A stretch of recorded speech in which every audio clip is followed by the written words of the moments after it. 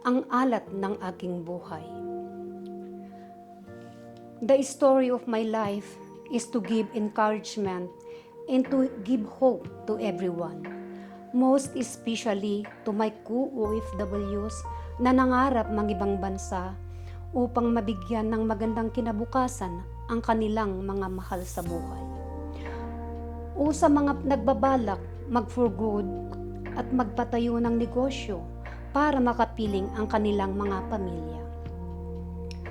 At ganoon din sa mga kabataan, lalong-lalo na sa panahon ngayon. Pero bago ang lahat, hayaan muna ninyo akong makapagbigay ng kunting mensahe.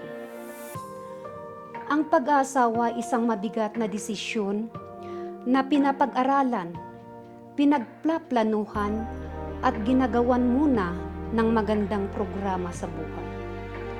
Para kayong nagpapatayo ng isang gusali na may napakatibay na pundasyon para kahit kasing lakas ng bagyo o lindol na darating sa inyong buhay ay hindi magigiba.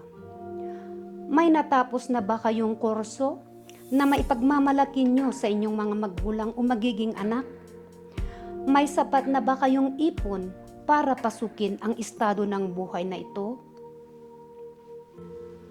Ako nga pala si Daisy Likuban Budkaeng, a full-blooded Igorot from Agawa, Busaw Mountain Province. Pang-sampo na anak ng aking butihing ama na si Casamero Camillang Budkaeng at ang aking butihing ina na si Fermina Likuban Budkaeng. Ang aking ama ang tinaguriang the strongest man in Agawa during their time. After World War II, my father decided to go to apply as a miner to one of the top biggest mining company. And he was one of the luckiest applicant that was being employed as a pioneer miner at Lipanto Mining Company in Mangkayan, Benguet, the third biggest mining company in the Philippines, I think, that time. That was owned by Carlos Palanca Jr. from United States of America. And according to my uncle, who was a miner too and became a chief boss, a foreigner who was in charge that time want to give my father a higher position, but because my father is no read no write, hanggang sa paghanga na lamang. So education is very important to our life. My mother also is illiterate, but because she is a hardworking wife, it's a big challenge for her going house to house, buying empty bottles, gathering sacks of heavy load. I cannot forget to imagine my mother carrying sacks of empty bottle loaded to the top load and carrier of Dangwa bus and brought to Baguio City to sell to the junk shop owned by a Chinese in Happy Homes. I knew very well the hardship of my mother because my mother sometimes bring me with her. Both my mother and my father work very hard and they don't have any vices. So they were able to buy the house of Laksamana family, the parents of an actress named and the showbiz Alma Moreno. That is where my parents put up the first bakery of Mangkayan, Benguet. The house is a big enough, so it serves as an accommodations to visitors, friends, cousins, and relatives to apply for a job at Lipanto Mining Company or looking for a greener pasture. If they go home to their respective places, my mother gave them bread to bring to their families. Those who are lucky to be employed while they are looking for a place to rent, they stayed in our house, free food and accommodations.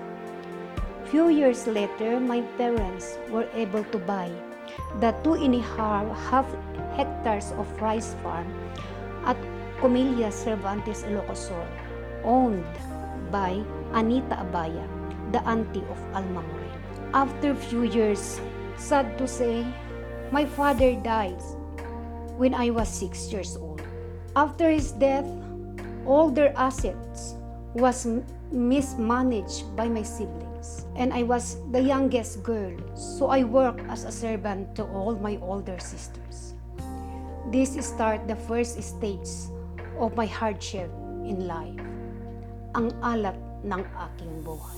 So when I finished my second year in Mangkayan National High School, my brother, our youngest in the family, and I went together in Tabuk, Kalinga province with our mother to build a new life. When I was in fourth year high school, I made a wrong decision in my life. I got married at my early age.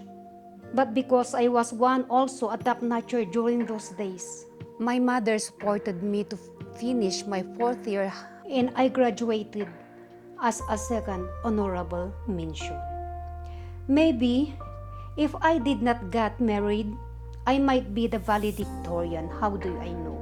I want to continue my career, but because I pity my mother, who is only the one supporting us with all our needs, I decided to face my marriage life.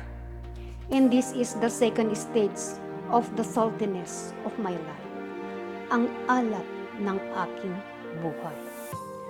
Mga ka-strong, this salt plays a very important role in my life. Without the salt of my life, I am not become of what I am today. Always think positive. Struggles and persecutions make me more stronger. We just claim the promise of God.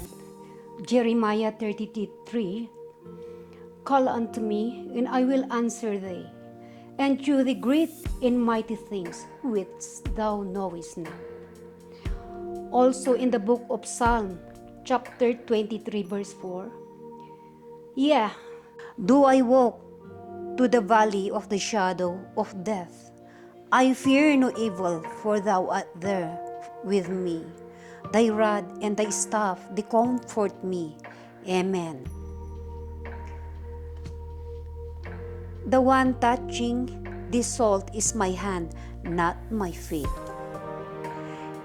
And hope to all my viewers, secret viewers, and subscribers to continue to follow me to my YouTube channel, Strong Egro. Thank you once again, and God bless everyone. To be continued.